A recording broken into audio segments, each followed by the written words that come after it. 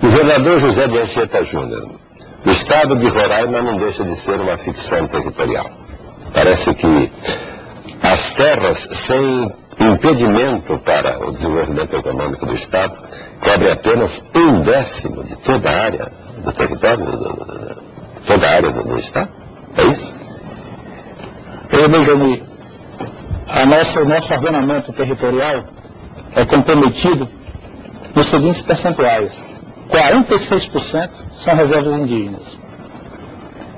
E cerca de mais 54% entre reservas ambientais, 53% entre reservas ambientais, áreas militares e áreas da União. Nos resta apenas, para ser mais preciso, 9,9%.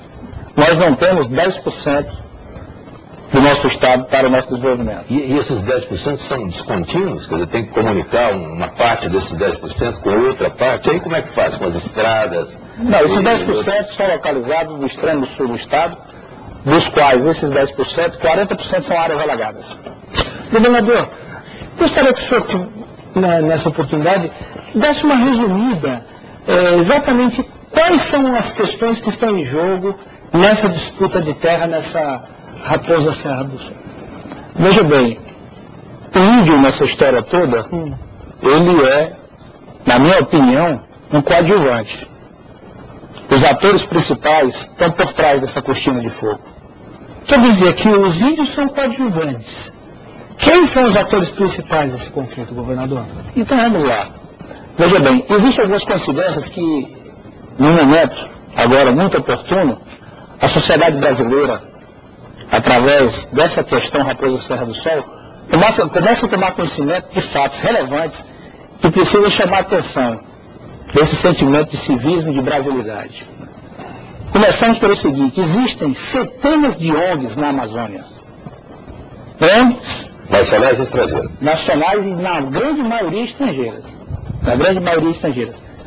Com interesses escuros, que não dá para se explicar qual o verdadeiro interesse no trabalho. Não quero aqui generalizar. Por exemplo, em Roraima, se você pegar o mapa das nossas riquezas minerais e sobrepor aos mapas das reservas indígenas, eles são idênticos. Todas as reservas estão sobre as riquezas. Estão sobre as riquezas. Congeladas ad eterno. Ad eterno. Há de se convir que não foram os índios que fizeram prospecção para descobrir que naquele subsolo tinham aquelas riquezas.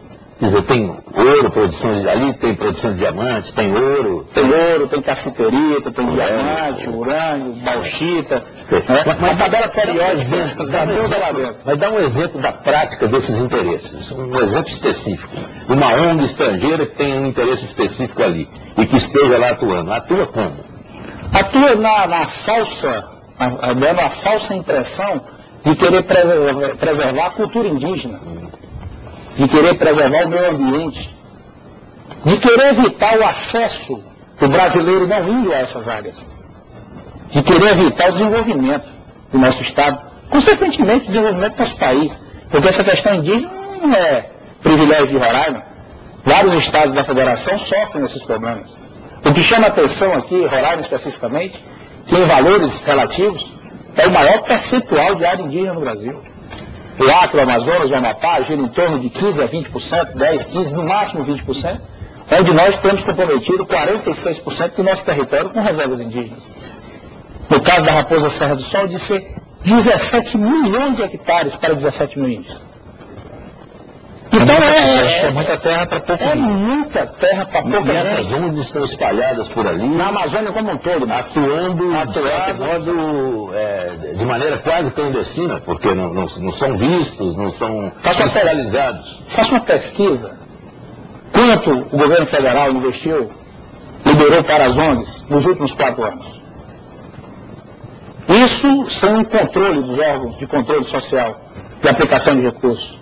Governador, em relação à nossa fronteira com essas reservas indígenas, o senhor diria que essas fronteiras estão hoje porosas e permeáveis à entrada e saída de gente que pode vir ali fazer o que bem entender? Semana passada, a Polícia Militar de Roraima, em uma operação, apreendeu na estrada, na pista do Tepequém, que é a última pista no extremo noroeste, antes de chegar à fronteira com a Venezuela, desbaratou uma quadrilha de narcotraficantes, onde tinham 6 pessoas, 3 estrangeiros, 2 venezuelanos, 1 colombiana e 3 brasileiros.